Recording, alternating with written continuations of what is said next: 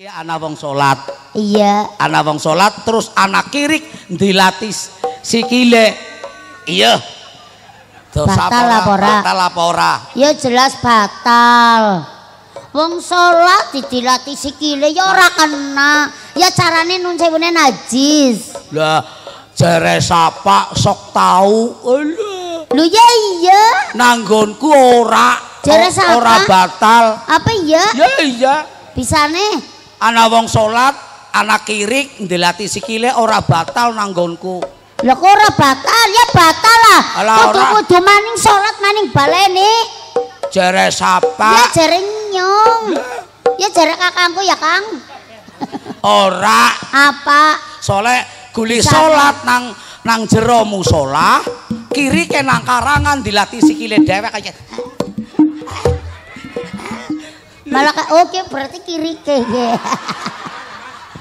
berarti jenengan lagi sholat anak kirik dilatih sih ya ke kiri ke mulane anggar berengkolang bae mas kiri ke sih Iya kirik jeguk kowe beri ke tepuk tangan nggih inilah nah jiblek langsung naik ke atas karo bawore di manut karo nyong iki lho ya, ini di kursi anak orang kursi, ini kursi, apa? Hah? Oh lesehan, oh, ya orang keton, apa ini? Ya, oh orang ngecek, beri mawon. Enggak ini ngarap niki kerin, niki kula matur nggih terakhir nggih. Kita kenal ya. Mbak Ciblek niki adine kula nggih, takon mawon. Takon nggih. Mas Bawor ponakane kula, takon. Untuk ngarani nyong Lombok nggih. Untuk menghibur warga Kombas nggih. Niku lho. Siap. Serune kaya wong ngemut mercon kok. Lah wong anu karo kakange dhewek ya kudu nggih. Oh nggih. Nggih Kang Haji. Nggih. Angger kowe kan adine Pak Haji. Pak Haji Hartoyo. Pak Hartoyo. Angger nyong kan keponakane berarti uwa ya. Nggih. Pak Haji. Par sini nggih. Nggih niku lho nggih. Dadi selamat menghibur nggih untuk warga Kombas nggih. Ya, karo kakange ora riku-riku. Oke, siap. Itu saja yang bisa saya sampaikan. Kurang lebihnya mohon maaf. Niki sambil nunggu Gus Ulin nggih. Nggih. Nggih, Kang. Nggih. Nggih, Mbak. Kang Haji. Nggih, Mbak. Kang Haji sapa niki Hartono. Bapak Haji Wartoyo. Nggih, Bapak Haji Kang Haji Wartoyo. Nggih. Sing duwe prapatan. Nggih. Ya ora sing duwe prapatan. Iya sing duwe prapatan nyong sing duwe pertelon. Ya. Angger nyong sing duwe anu kaya perjalanan. Ora. Apa? Kowe kiri ke. Ya ora ya ora kiri ke lah ngenyek temen. Lah sing nunggu pertelon karo prapatan. Tapi nuwun sewu nggih Mbah Haji karo Geblek sawentawis rening kula kali panjenengan iki nembe dugi nggih namung ngaturaken assalamualaikum warahmatullahi wabarakatuh.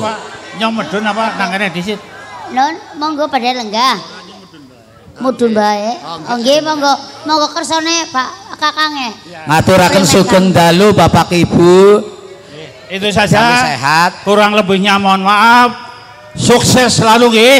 Sehat selalu nggih. Lancar semua rezeki nggih. Amin. Wassalamualaikum warahmatullahi wabarakatuh. Waalaikumsalam warahmatullahi wabarakatuh. Matur nuwun Kang. Hati-hati ya Kang Haji. Sehat. Kang Haji. Awas nggak kesandung. Sorban palit. Terima kasih Wane Wah Haji. Oh jarane Bapak Haji gue sing duwe prapatan ora kena macem-macem lho. Lah iya. Angger warna-warna diadang nang prapatan. Oh, suka dia perapatan kowe anggar liwat nang kowe ana Pak Haji langsung dipetuk. Iya. Ora kursine dili mawon mboten napa-napa mriki. Terus niki dili mawon. Napa? Oh, nyong aja dili sing dili kiye. Kiyene Kursine wah bansere Jon. Bangsere yang ganteng. Oh iya, bansere ganteng. Wah, loh. Iya. Niku ampun. Niki mawon. Niki mawon. Mriki mawon bener. Nah, niku makanya Pak Haji. Sing kiye. Malah diker. Pun. Sing niki mawon. Nah, sing niki nah. Angger sing niki. Lah kursi niki sing keprukaken bawor. Ora kepruk nanyong lah.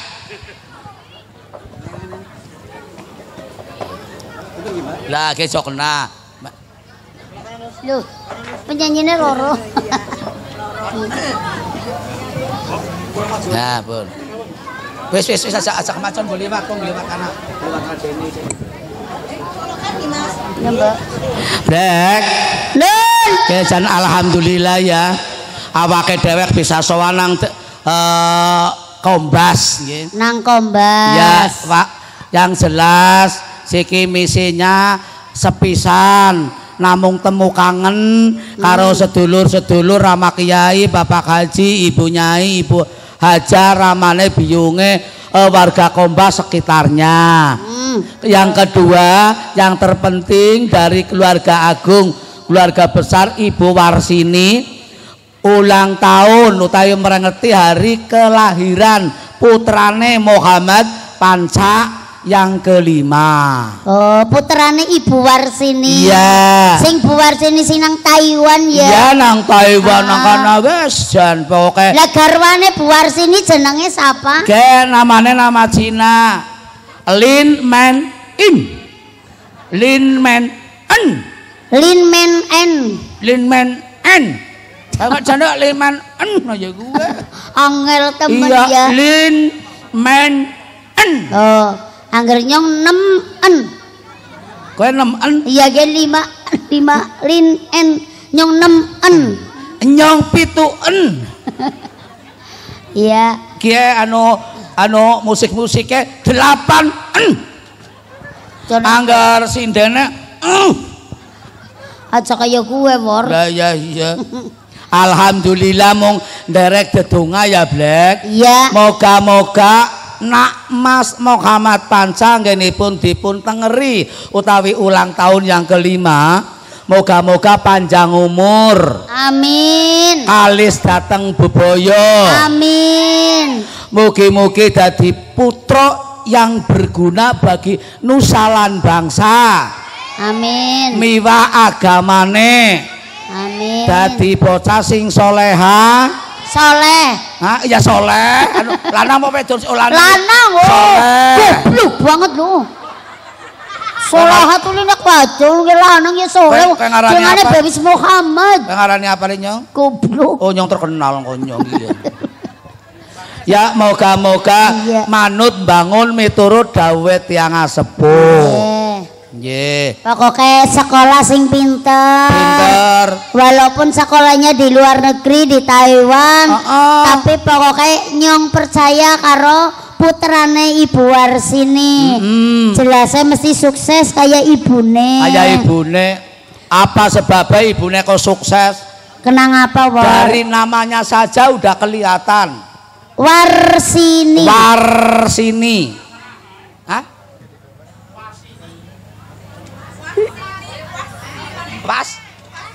Wasini. Oh, gitu sampai tulisan berarti iki salah. Wasini utuh Wasini. Wasini pakai S. Iya, Wasini. Wasini.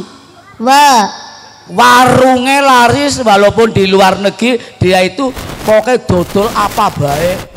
Nang luar negeri. Luar negeri. Duwe pokoknya usaha. Alah usaha apa baik yang bentuknya cara kene ya warung lah. Pas ya. Pas. Siap. Dia itu akan menjadi seorang ibu yang terbaik. Amin.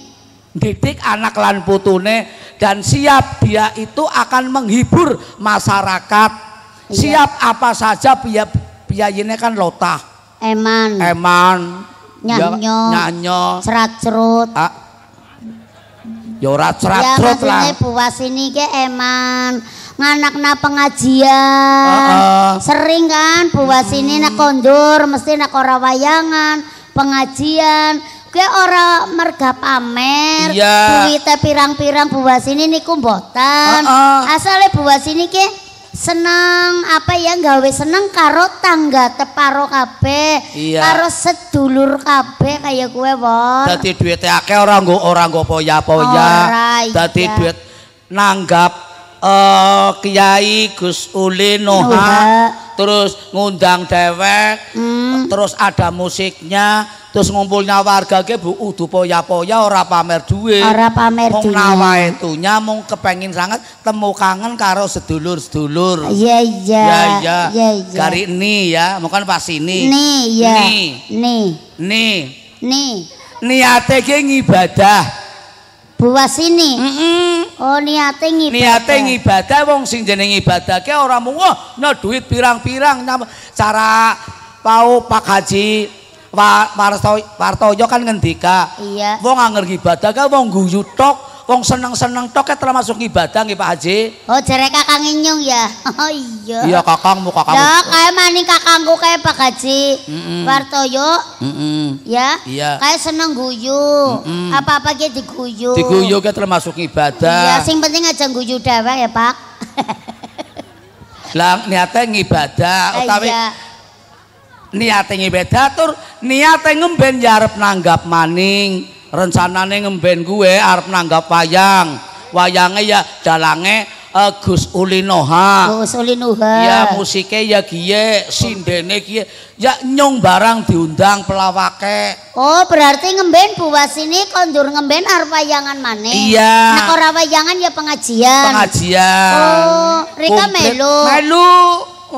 Lah Angger wayang ya dalange Mas Ulin. Mas Ulin Noha. Mas Ulin. Lah terus tapi kowe ora melu jere. Rika melu. Nyong ora melu Kang. Nyong ora melu Ora. Nyong ora melu. Ora jere. Ora disengi nang buas ini. Iya. Ora dikabari. Ora. Ya nyong mangkat bae. Lah mangkat arep ngapa wong diperintah ora? Nyong nusul. Nusul arep ngapa wong ora dikongkon? Mateni diesel. Ya Bu. Engko kan petengan. Wong diesel mati petengan ora metu berkate ya. Iya. Dadi wong ke pikirane ki aja ngeres blek. Kowe. Ya iya, umpamane ora disengi iki berdoa, moga-moga Ibu Wasini anggenipun nanggap Gus Ulin mbuh wayang, mbuh pengajian nyong disengi kaya gue, malah mateni diesel. Pokoke ya hiburan apa baik buas ini ke anu seneng. Asale nggo nglipur masyarakat kabeh karo tangga teparo. Iya. Karo sedulur. Karo buas ini kan kondur sakan Taiwan ke nang kene ke kepengin istirahat. Iya. Karo seneng-seneng kaya gue. Hiburan. Rasa kangen hiburan di Indonesia karo tangga teparo karo sedulur-sedulur kabeh. Mulane dianakna pakumpulan atau temu kangen kaya kiye. Oh kayak gue. Tapi nyong percaya Black. Percayane. Di sini yang membentuk seperti ini ternyata dari Bapak Panitia. Bapak Panitiane sinten nggih ketua panitiane? Bapak Panitia karo kakange ke Pak Dasikin terus Bapak Panitia. Iya, Bapak Panitia yang membentuk dan pertunjukan yang sehebat ini itu dari Bapak Panitia. Jelas. Jos temenan. Oh iya. Dah iya. Pokoknya jadi rame kayak gini. Sing lenggah ya teratur. Pokoknya sing nangkana ya teratur. Bakul-bakul ya jadi pada payu kabeh. Amin. Mergane sekan bapak-bapak panitia yang karo mas-mas banser ya. Karang Taruna yang menyuguhkan utawi sing membentukna ayo gue. Oh kayak gue. Jangan mulane bapak panitia gue nggone makaryo, nggone nyambut gawe ke bener pokoknya orang ngerti awan, orang ngerti wengi. Lah gue jenengane Saru. Masa maring panitiane orang ngerti awan, orang ngerti bengi apa? Ora weruh. Lho maksude ora merganyong ngarani bapak panitia ge mripate ora weruh. Lah keprimen lho iki jare bapak panitia orang ngerti awan, orang ngerti bengi kaya kuwe.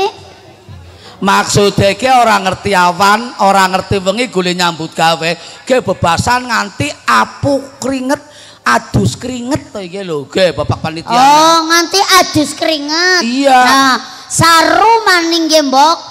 Umum apa ora Bu, ana panitiane kok adus keringet. Wong banyu nang kene be pirang-pirang. Banyu ki nang kene akeh. Lah kok adus keringet. Kok jan bodoh banget lu.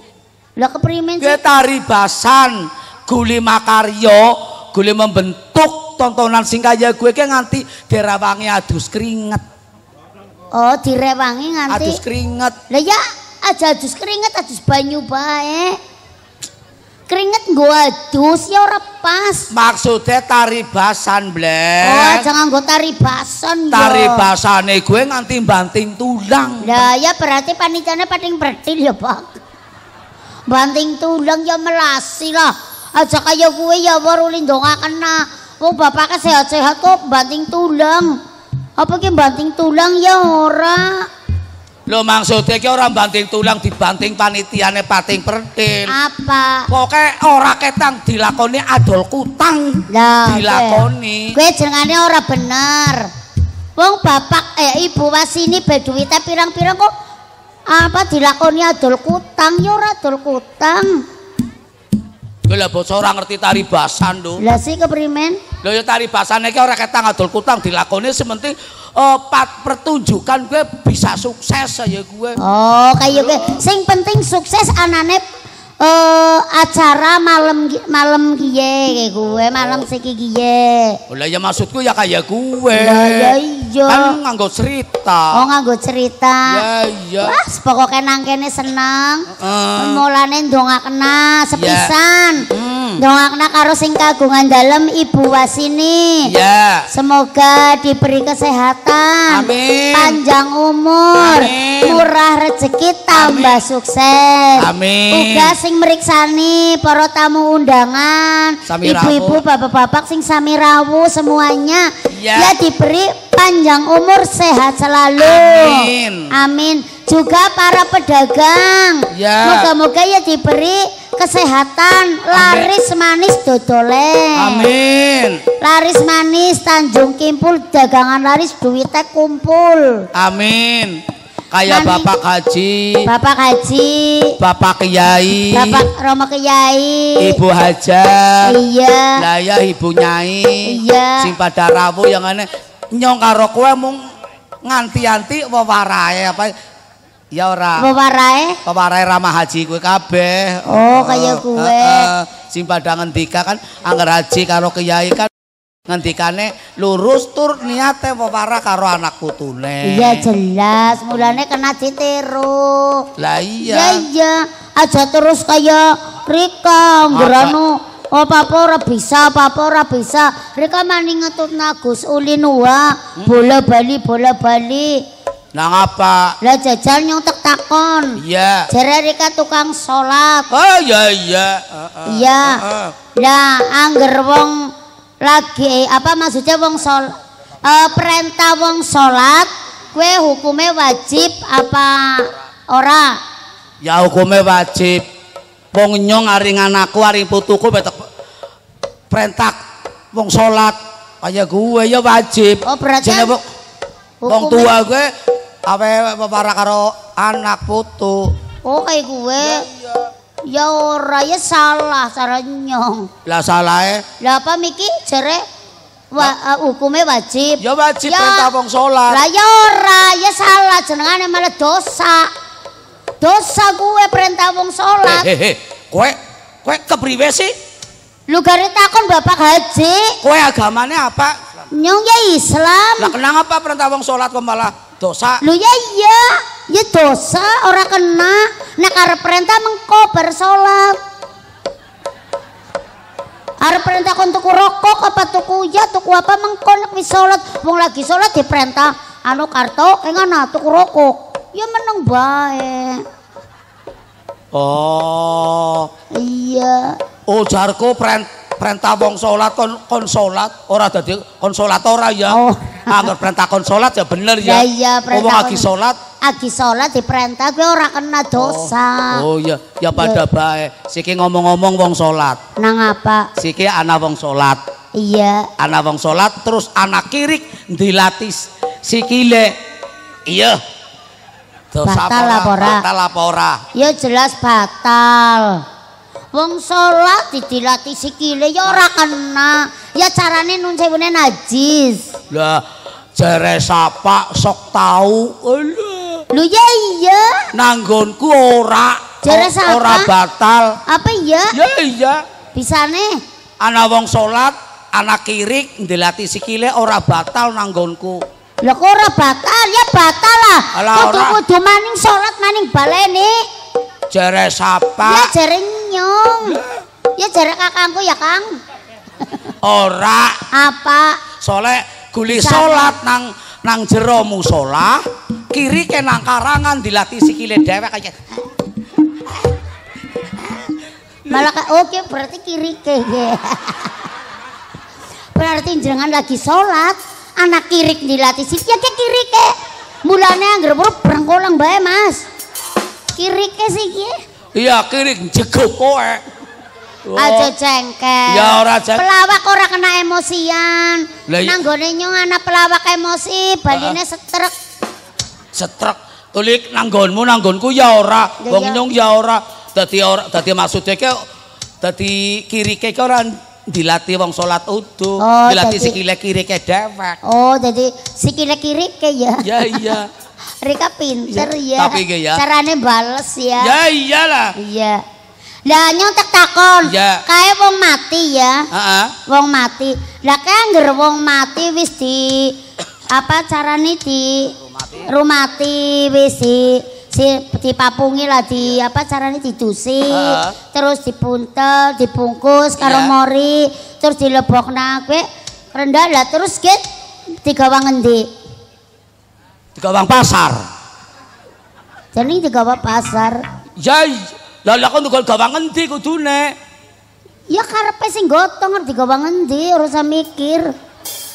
Karep-karepe sing gotong arep digawang kuburan yang ngono, digawa pasar yang ngono, dilebok nang kulkas ya uli. Oh karepe sing gawa kaya gue? Iya. Lah iki ngomong-ngomong wong mati. Iya. Mriki wong mati? Wong mati? Ngomong digawang endi? Iya. Lah siki nyok takon. Wong sing dicekel wong mati apa? Sing dicekel lah ya ora bisa wong mati nyekel. Wong mati ya jelas digegekna. Nah, tangan kiwe terus tangan tengen dong dhuwur di sedaka pena. Ora ngerti kan? Sing dicekel wong mati ora ngerti kan? Sing dicekel wong mati? Iya, ora nana apa wong mati bisa nyekel? Ana. Apa? Ana sing dicekel kok dicekel wong terus mati. Jangkrik. Dening jangkrik. Ya jangkrik wong dicekel, gule nyekel dirembet kaya kiye. Kan terus mati. Kan dicekel wong terus mati. Kan jangkrik dicekel kaya kiye. Dicekel wong mati. Iya iya. Rika pinter ya. Jan pokoknya ketone tak kaya kiye tapi pinter. Tapi mau dong diundang ya. Tak diundangi nang kakange nyo nang Pak Haji. Anu wor kowe asline ngendi dene Rika ora krungu. Siapa sing ngundang? Lah mau Pak Haji. Sing duwe perapatan. Ngundang wor ngene wor kowe budhek meneng bae. Pancen iki piye anu wonge budhek niki, Pak. Sapa? Ya wonge budhek ya. Oh lah ya ora budhek wong ngomong ya. Lah mau diundang Bu Warsini. Wasini. Wasini diundang Bu Wasini. Biar diwe amplop bae Rika ora krungu ya tak tambani nang nyong. Sapa? Lah Rika. Ya ora budhek. Ora percaya ngomong ora budhek. Iya dites ngene. Dites kowe kana. Iya. Nyong kene. Iya. Por. Don. Kowe mari ngene jam pira? Mau ngene jam 5. Karo sapa? Ya karo kanca-kanca. Wis madang apa urung? Ya wis. Namanya? Nun. Kan. Budhek kan? Budhek ngisi-ngisina yakin ya ngerti nyong dagel karo Pak Haji bae. Jajal nyong gue apa? Ulangi manindal. War. Don. Kowe mengene jam pira? Jam 5. Karo sapa? Karo kanca-kanca. Wis madang urung? Ya wis. Namanya? Nun. Kan. Ngisin-ngisina banget isin karo sing pada jamaah ayu-ayu kayak kau nyanding wong budek. Lah wong ngomong bae genah ora nyanyang ya gue kon. Lah kan berarti budek wong. Ala kowe ya budek kang karo Oh enggak. Temenan? Tidak. Ciblek? Aku di sini tidak budek juga cantik. Astagfirullah. Aku tadi keluar dari kamar. Iya ampun di Warina Indra. Kowe apa? Iya nang ibu jamaah. Kaya kowe kok apa miki? Di Warina Indra. Alah. Mau ke ibu kaya ke anak ibu-ibu. Iya. Bawor ya gula. Apa mengenek karo ciblek nggih. Terus takon, lah ciblek endi wor? Lah kowe dilalakan liwat. Lah niku ciblek, Bu. Ala-ala kuwe miki ciblek.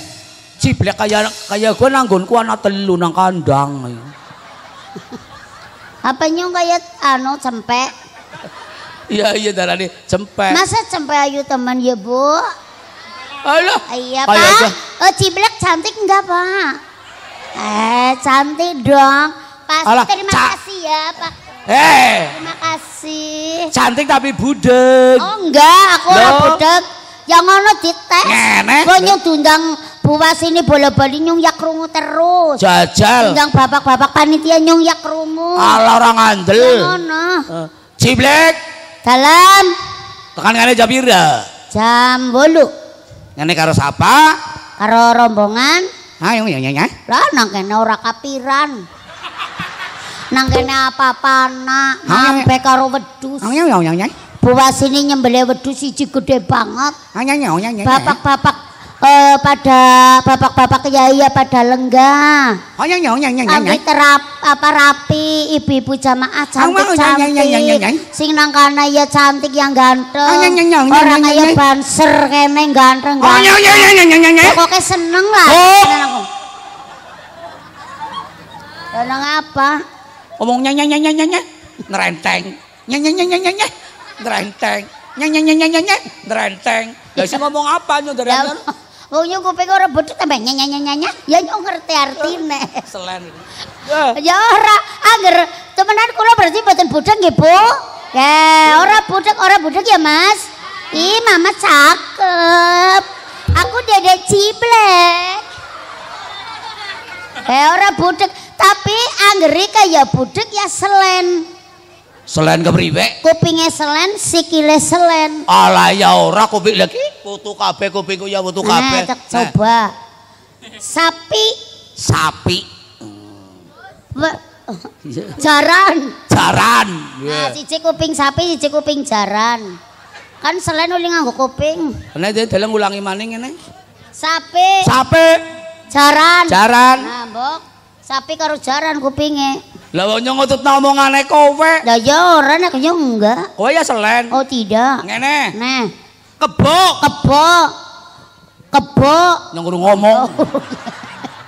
Oh bukan kedisitan. Tapi kan Rika selen sikile. Ya ora lah. Jare Pak Sapa oli nganggo sikil ora selen. Selen kepriwe? Kiye sikil. Tengen. Kiye sikil. Kiwe. Nah, apa ora selen, Bu? Oli nganggo sikil siji tengen siji kiwe. Ya jenenge. Ulangi maning lah. Kiye sikil. Tengen. Kiye sikil. Kiwe. Nah, ya berarti selen oli nganggo sikil, siji tengen siji kiwe. Alah ngonomu bebada bae. Ya ora. Ora ngandel kan. Ora. Ya sikil. Sikilku. Lah sing sikil. Sikilku. Sikilku kabeh. Kiye sikil sapa kiye? Sikilmu? Sulin. Iya. Kiye sikilmu kiye? Sikil meja. Apa kok sikilku? Ya iya pangane kon sikile wedhus. Aja jengkel. Nyong ya ora jengkel tapi kan umume sebenarnya. Iya, Sebenarnya dan seharusnya. Harusnya orang sikil wedhus. Tapi alhamdulillah dadi nyong karo kowe nang kene iki nderekna bendarane Gus Ulin. Karo Gus Ulin wah. Mengko ge awe wewarah. Pengajian utawi pangandika haji. Angger cara wong Jawane pangandika haji. Iya. Wewarah karo para rawuh kabeh mengene kabeh pada tukar ngelmu sing Romo Kiai, Pak Haji sing para sepuh-sepuh kok pada tukar ngelmu. karo Pak karo Gus Ulin. Ya Gus Ulin Gus Ulin pun rawuh nggih. Pak pun rawuh. Oh Gus Ulin udah sampun rawuh. Ya pokoknya dewek seneng, dewek melu ngaji lho. Ya iya. Wong sing jenenge wong ngaji itu kan wong golet ilmu. Dadi sinten tiyangipun ingkang kersa midhangetaken pangandikanipun Kiai, insya Allah mengkoke nambah ilmune. Amin. Ya ora. Juga nang kene ya di syuting. Syuting karo apa ya Mas channelnya? Ulinuha. Nah, Ulinuha official. Dadi sing rawuh ngene ya langsung guli mirsani. Sing ora rawuh ngene ya pada mirsani lewat channel Ulinuha official. Pokoknya gari menunggu rawuhe Mas Gus Ulinuha sampun apa dereng? Oh urung urung ya. Dadi agi istirahat dulu. Awake dheweke nang kene. Awake dhewek ndase melu sapa? Rika anger ngomong lho Jon.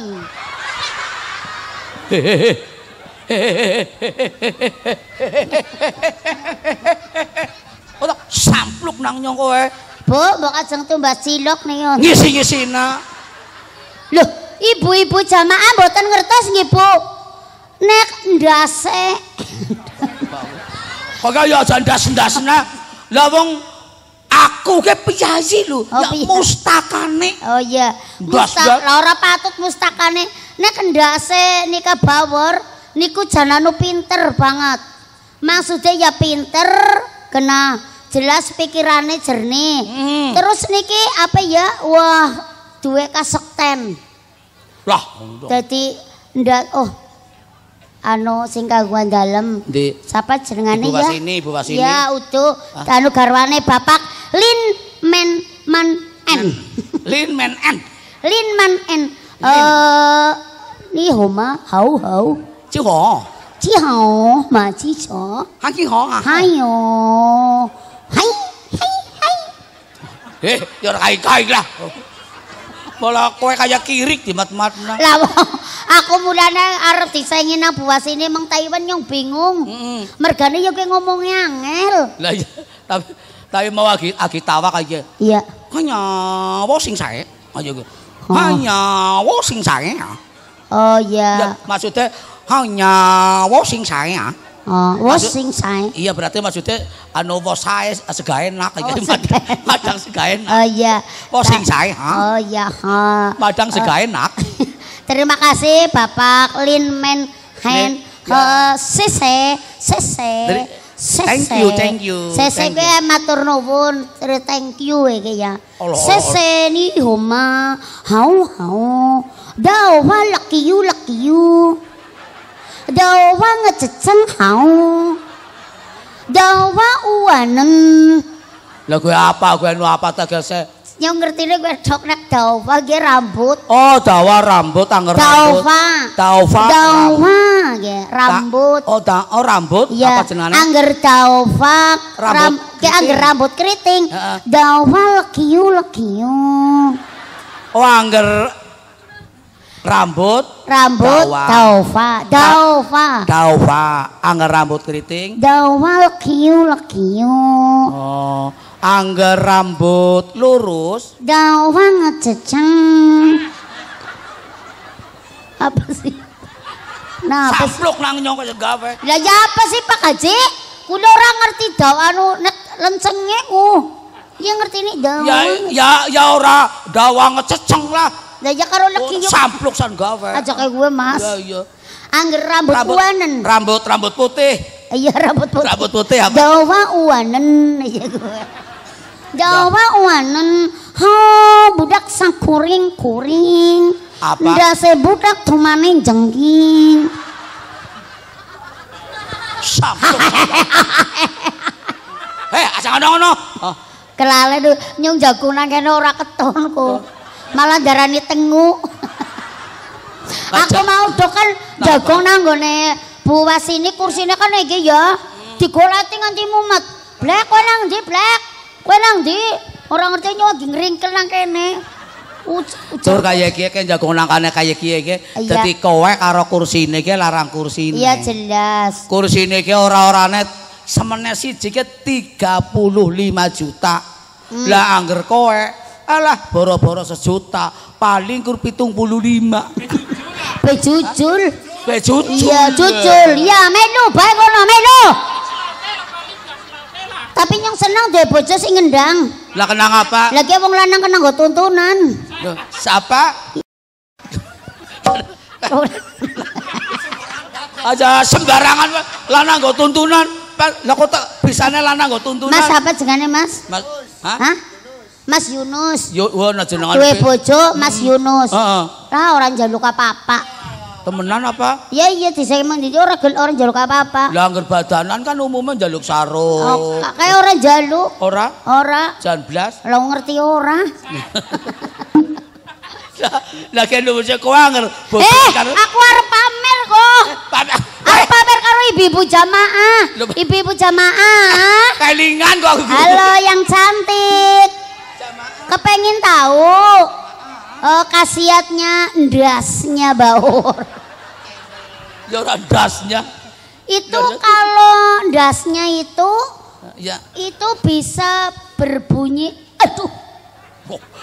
Bisa moni aduh. Aja haok kowe lah. Hoak. Hah, goak? Hoak goblok banget lu. Apa genti? Hoak, haok. Aja ndas. hoak lah. Kakang ngenyung ya, Kang. Kakang sing duwe perapatan. Pak Haji niki ndase Bawor. Niki bisa muni aduh. Cek jajal mboten percaya. Orang percaya. Lah ya orang ngandel lah. Ibu-ibu jamaah enggak percaya. Ini ya. Orang ngandel. Aduh. Mau ditutuk ya. Lara ya aduh lah. Lah kok mbok jenengane? Lah wong ditutuk ya lara lah. Lah sapa wonge sire sapa-sapa ya ditutuk ya muni aduh ya nus. Bojone nus cokot kan nus. Ya ora papa, nyong duwe bojo anane urgen karo tukang kendang. Nyong mending suka tukang urgen. Loh, kowe sene tukang urgen? Lah duwe bojo tukang kendang. Ngapa? Wo praktek bat-bat apa remudar. Tapi nyong angger nyong sing paling seneng musik semene akeh kendang. Apa sih? Kendang. Kendang. Oh, kendang onine kendang apa bae tak jogeti kepenak. Ayo jajal ya Mas. Saone-onine tak jogetane. Ayo. Kepenak. Asik. Sor. Asik. Sor. Kayak sahabat celeng.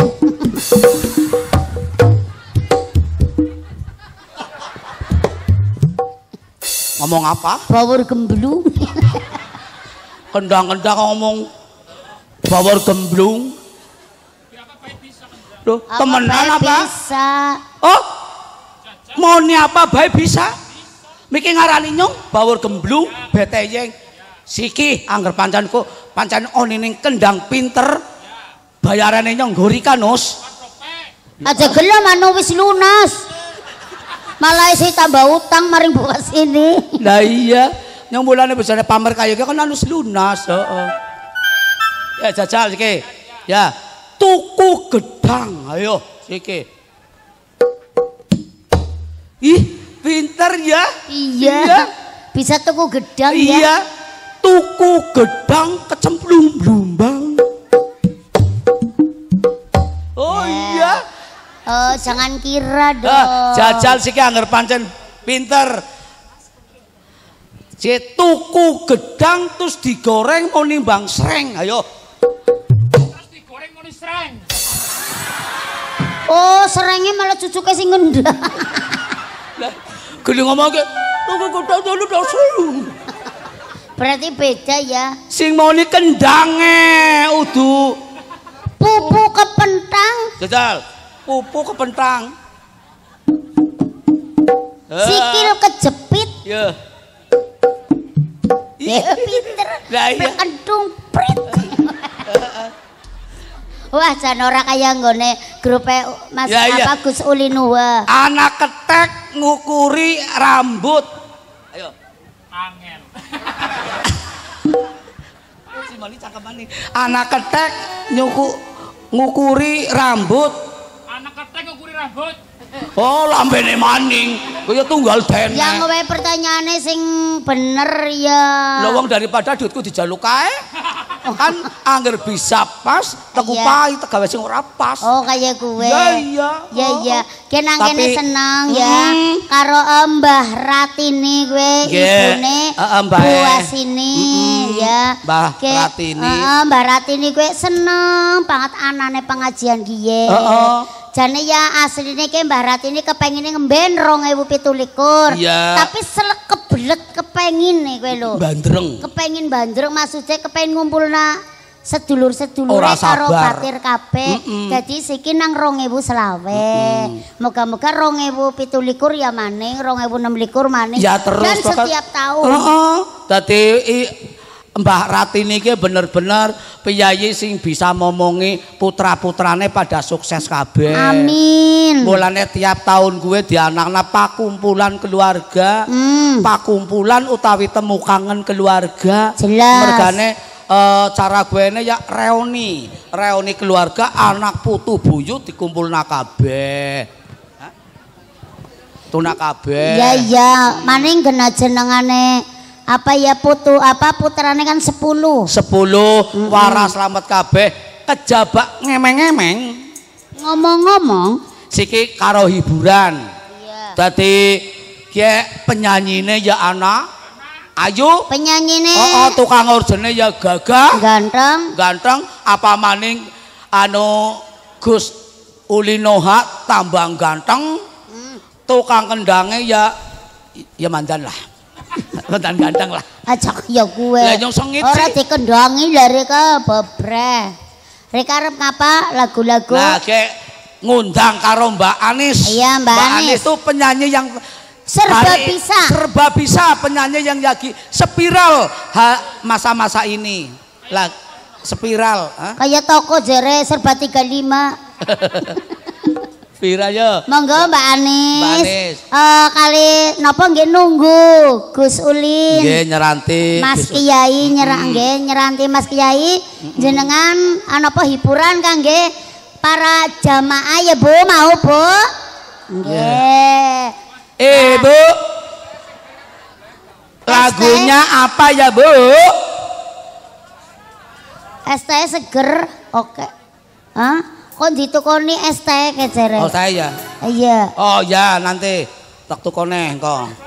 Nun. Ya. Ya ngasuk tak borong ngasuk.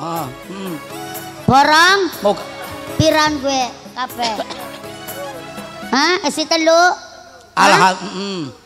Ya wis ngono. Ya ngono apa? Kaemen kon go anu ya. Ya moga-moga men laris. Wis. Duite men ulia akeh. Iya sing heeh. Moga-moga ya Mas, jaluk duite Mas manajer 15.000. Heeh. Mas Eko minta uangnya. Yo lagunya Mbak Anis ini. Ya taibatu jituki sabban li rasulillahi muhibban bir'adati sakanat ruhi wajwaril hadi Muhammad arek amin. Iya jongglong loh, mamerna klambine sing kredit. Kredit.